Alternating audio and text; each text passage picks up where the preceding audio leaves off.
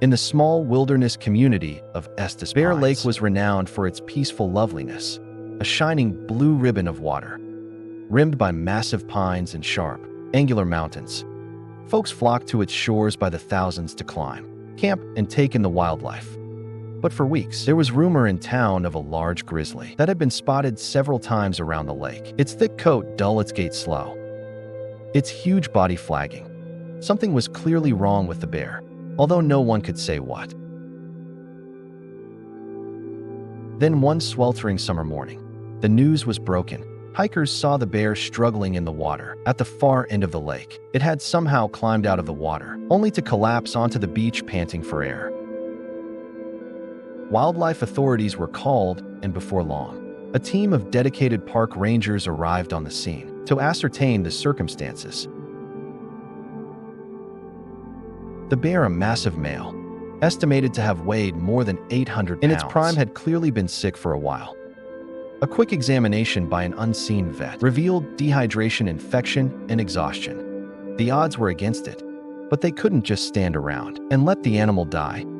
Hours of meticulous work were devoted to sedating, treating, and relocating the bear to a safer location. They carried it, ironically, back to the lake shore of Bear Lake.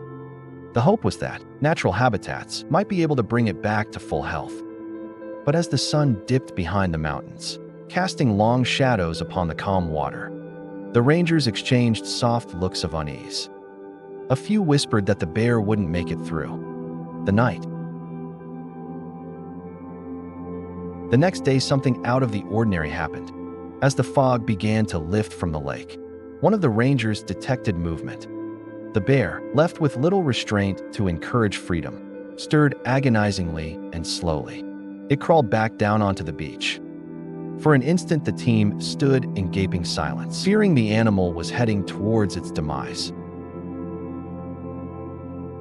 But then, to the surprise of all, the bear entered the water, one awkward step at a time. Its paws smacked the surface. As it waded further and further in, rangers feared that it would drown, its body too weakened to fight the flow of the water. Some of them wanted to intervene, but something in the way the bear moved held them back.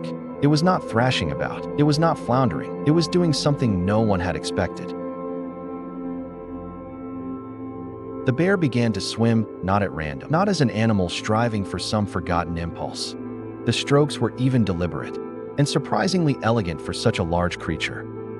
The water, cold and sparkling, seemed to revitalize the old grizzly in a way human aid could not have done. The water, cold and sparkling, seemed to revitalize the old grizzly in a way human aid could not have done. Smooth, unbroken strokes. The bear swam out into the middle of the lake, a huge shadow, gliding quietly just beneath the crystal surface. And then, mirabile dictu, it did something marvelous.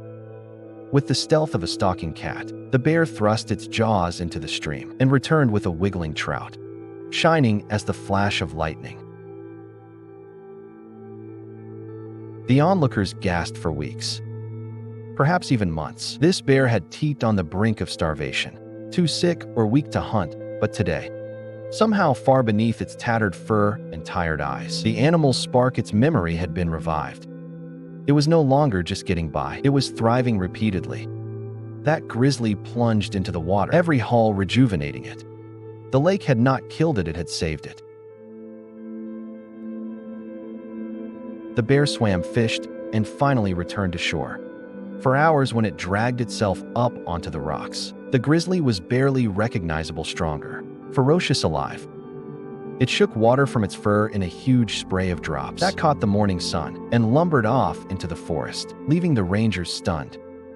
To this day, the people of Estes Pines tell the story of the Bear Lake grizzly, the creature everyone thought had no chance, yet found its way back to life in the very waters they doubted it could survive in. It's a reminder that nature, in all its wild unpredictability, is stronger and more resilient than we'll ever truly know.